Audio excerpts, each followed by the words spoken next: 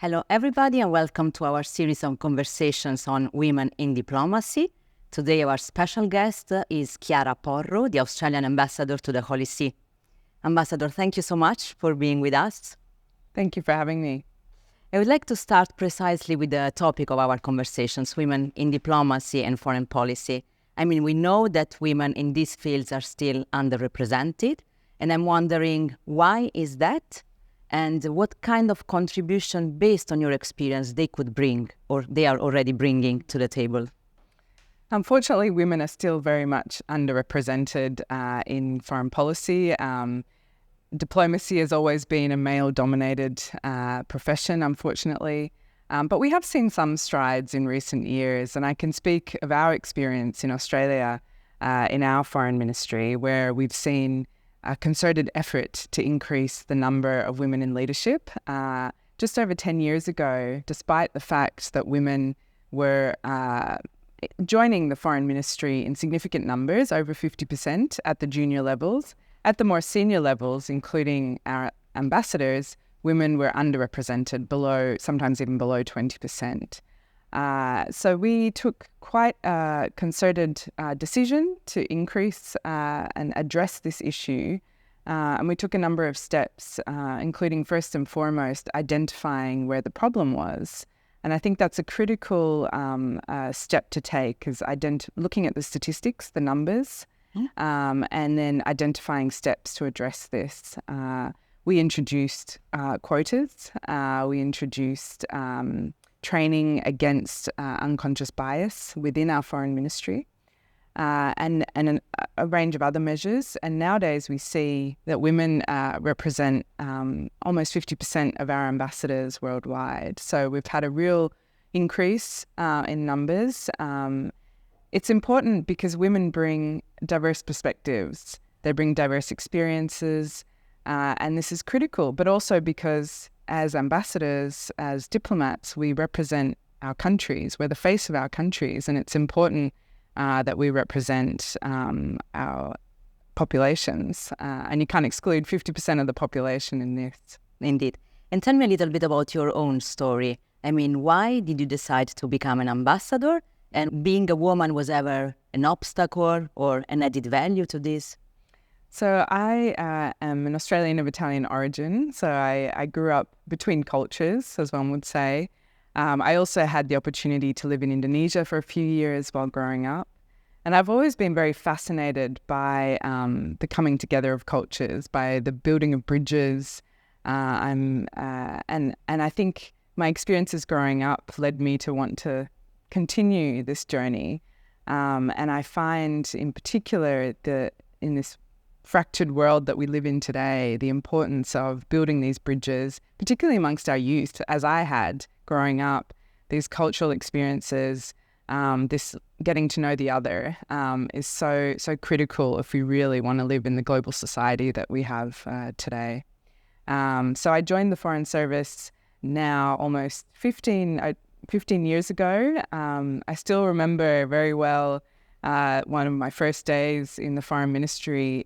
We have a corridor when you enter our building, which has all the portraits of our heads of our foreign service. This was a corridor of all men, and I remember being very struck by the fact that these were all men, and thinking, "Gosh, do I fit in here? Is this for me?" Since then, now we've had 3 female secretaries of our department, so that things have changed, and I spoke a bit before about all the measures that we've taken.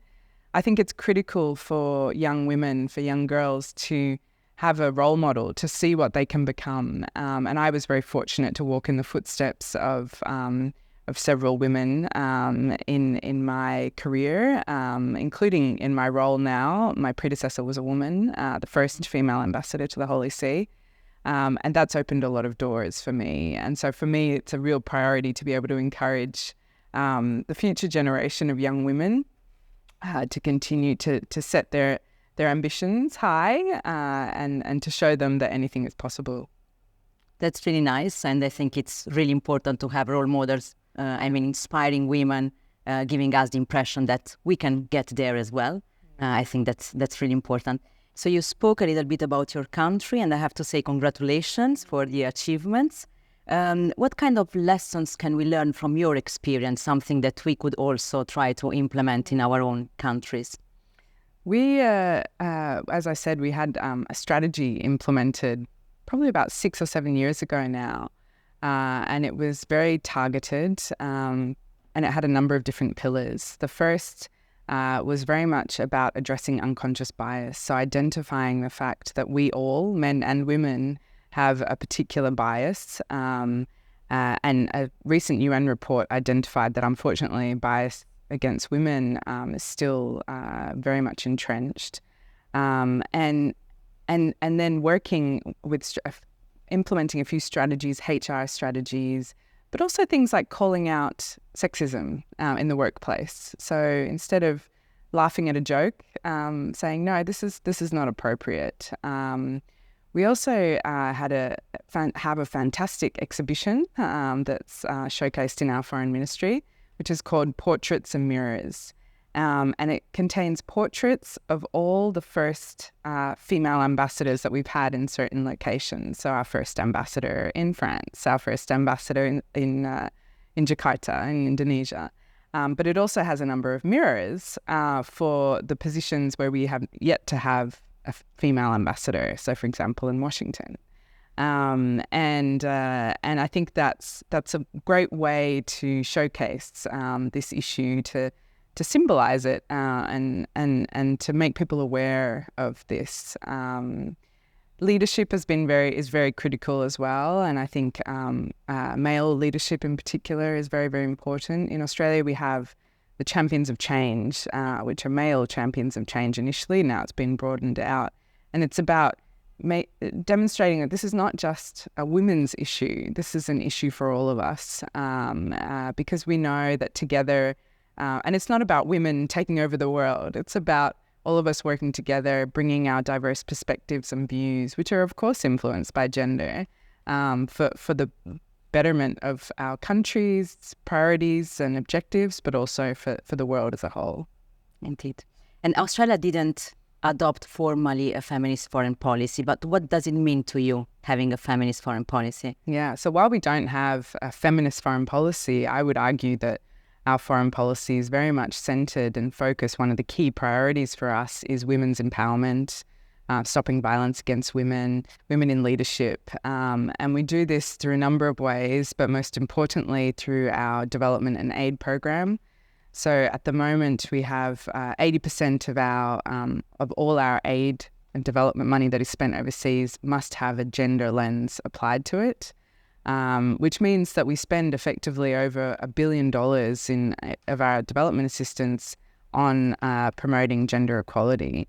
And I think for me, that is a feminist foreign policy, and it's something that I'm very proud of, and that I implement also in my work here with the Vatican. So the Catholic Church has these incredible networks around the world, and I think the ability to promote the education for girls and women, women in leadership within the church itself, really has the potential to touch people all over the world. So it's a key pillar of our work here at the embassy as well. Ambassador, thank you. Thank you so much for your words, for your commitment, and for your inspiring words. Thank you very much. And I'm very proud and pleased to be part of this project. Thank you.